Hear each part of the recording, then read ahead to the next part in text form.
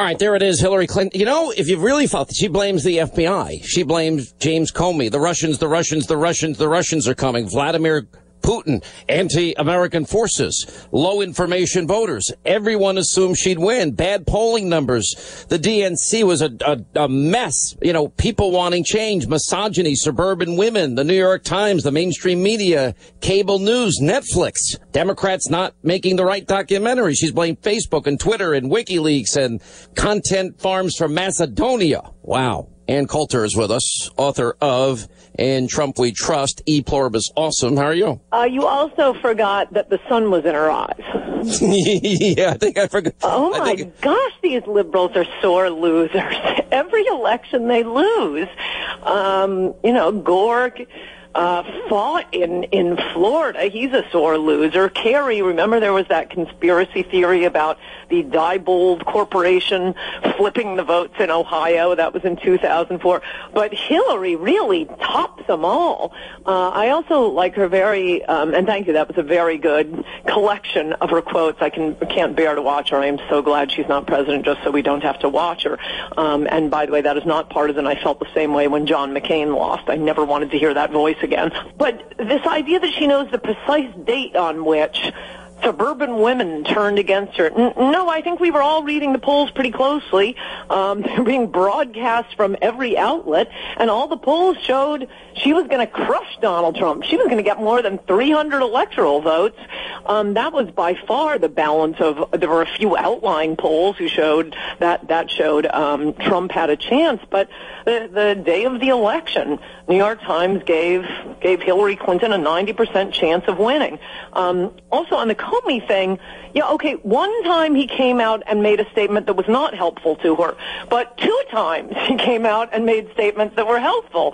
Remember, first he says she's not under investigation, then it comes back, not through Comey's own doing, but from I guess the prosecution office looking at Anthony Weiner's laptop, and he has to say, okay, well, it's not completely closed. We're looking at some things on Anthony Weiner's laptop. That's supposed to be the great, defining moment. But then, what was it? 4 days before the election, Comey comes out again and says, no, she's absolutely not under election. She's free and clear, free to go, law-abiding citizen. So, I don't know.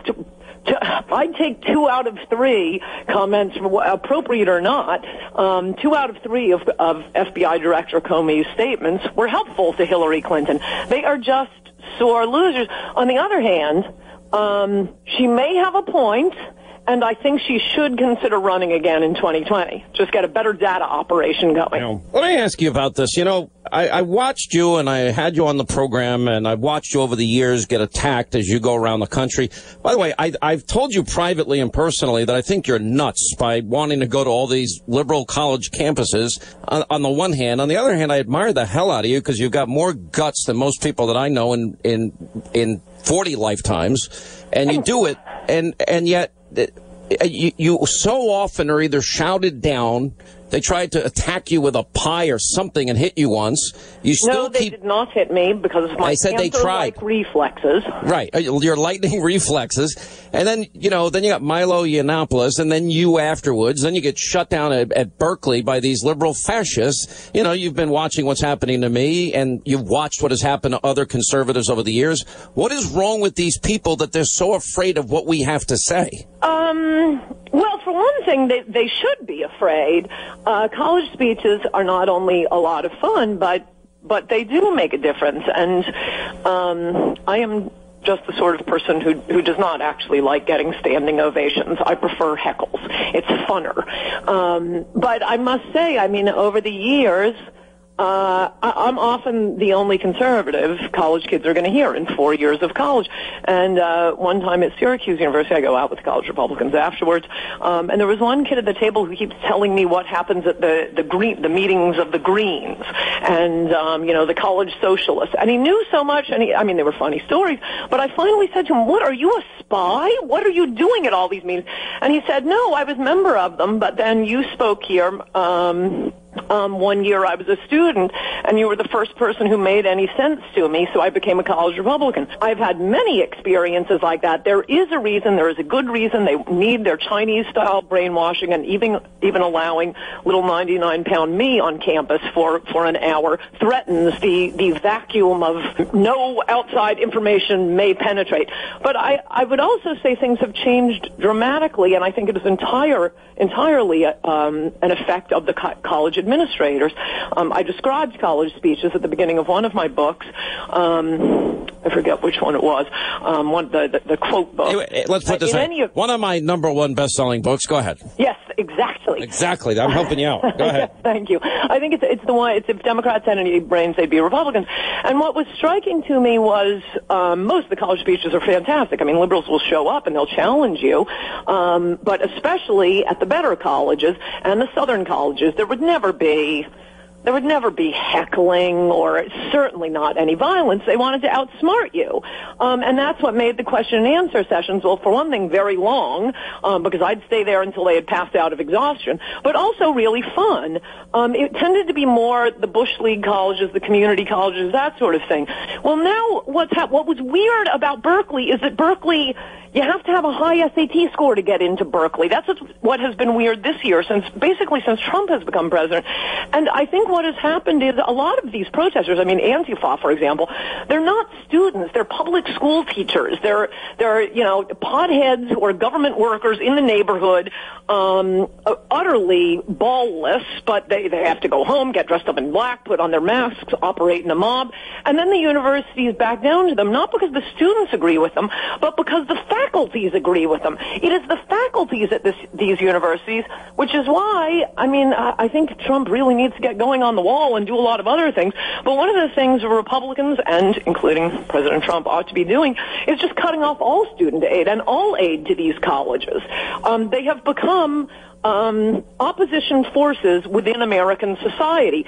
And when you see what happened at Evergreen State College and that hilarious statement by the president, which I tweeted out last night. I insist that all of your listeners go read that statement right now to see the state of higher education right now. Apparently at Ohio State, a bunch of protesters did the same thing, and the university said, no, and if you act up, you will be expelled. And that was the end of it. Everyone knows that's all that needs to happen. The universities aren't doing it because the universities, they are run by the former student protesters now. One of the things you just played, which is, an open, obvious lie was, I never took this election for granted. She totally did. Read the chapter on Election Day in Shattered. Everyone was just rushing into her office to mention people that she should include in her victory speech. She had no idea there was any possibility she was going to lose. Never, not for a minute. And yeah, she had fireworks planned the night of her tremendous victory in the Javits Center with the glass ceiling, remember? Yeah. Look, one of the things that I'm hopeful now that we can shut down this effort to get me off the air and I can hopefully get back to business, I'm very worried about the lack of time now, and I have a sense of urgency that Republicans are so pathetically slow and they only have 30 some odd days scheduled on their agenda to finish repealing, replacing Obamacare and getting through the Senate and conference and on the president's desk, and then the president's economic plan, and funding the wall. I want the wall funded and start construction immediately. I want these things done, and I'm worried that he doesn't need Congress to fund it. He's the commander-in-chief. It's his job to defend the nation's borders, not to defend Crimea's borders or Syria and Lebanon's borders. His job is to defend our borders. Well, I asked him about it, and he said he's doing it. He has a Department of Homeland Security. I think it's worth going to Congress asking for the money only because I want a vote. I want a name-by-name, state-by-state vote. Let's see who votes against funding a wall on our border, and good luck to them in the next election. That's the only reason to have a vote on that. I agree with you. We've now learned through the the Obamacare repeal process, that we've got 100 pathetically weak, spineless Republicans. And honestly, if we don't get more conservative members in the Freedom Caucus, I don't think we can get anything of real conservative significance accomplished to the degree that it's possible. And the president's agenda on the economy is conservative. His judges and justices are conservative. The wall is conservative. Energy independence is conservative. Well, it's pro-American. I mean, that's the great thing about Trump. We've given up on both political parties, but Trump really has to go and push his agenda. I mean, he is a unicorn. We've never had anything like this, and it isn't just standard Republican politics. He got a lot of Democrat votes, and most of all, he got votes from people who haven't voted at all for 20, 30 years. If he lets them down, he's screwed, the GOP is screwed, and the country is over. As for the repeal and replace, I would add to your very impressive list of adjectives describing most Republicans in Congress, which I completely concur with, I would add stupid. They are just stupid. All right, Ann, I got to take a break, but stay right there. Best-selling author Ann Coulter with us. All right, as we continue with Ann Coulter, best-selling author, E Pluribus Awesome, and Trump We Trust. And Ann, I guess the next question, we left off with you saying Republicans are really stupid, and yes, my long list of adjectives. Sounds like a liberal just calling people's names. No, I have facts to back this up. Look, to fix health care in this country is easy, has been easy. They just won't do it. Obviously, there are political issues. People are going to be upset, mostly the ones who distribute free stuff. They're always the ones who want the welfare programs, not the recipients. It's the government workers, giving cheese to the poor. They're the ones who are going to be out protesting. In any event, it's very easy to avoid the protests and solve the entire issue by not repealing Obamacare, so there are no protests, but you allow a free market in health insurance. I described this repeatedly in a few columns a little while ago. It's so simple, and Trump promised it during the campaign. Look, this is the difference in the Soviet Union and America. The reason our grocery stores are bursting with varieties and inexpensive food, high-quality food, is because of capitalism. Just allow health insurance to be sold on a nationwide market, something that has not been true in our lifetimes. Oh, no. You have to buy your health insurance only state by state. Then the state insurance commissioners, as Donald Trump described in the debates, they get control. They get lobbied by, the hearing therapist, the marital therapist, the drug therapist, the aromatherapist, and you're not allowed to buy a health insurance plan that doesn't cover all those things. No one wants those things except the providers of those services. The way to get rid of them is not to have Paul Ryan micromanaging what services get covered. Allow us to buy it on the free market. And we got to roll. We'll put your book on our website. We always love having you, Ann Coulter. You're so shy and demure and soft-spoken. It's always a pleasure to have you. You're the hardest interview I do. 800-941-SEAN is our toll-free telephone number.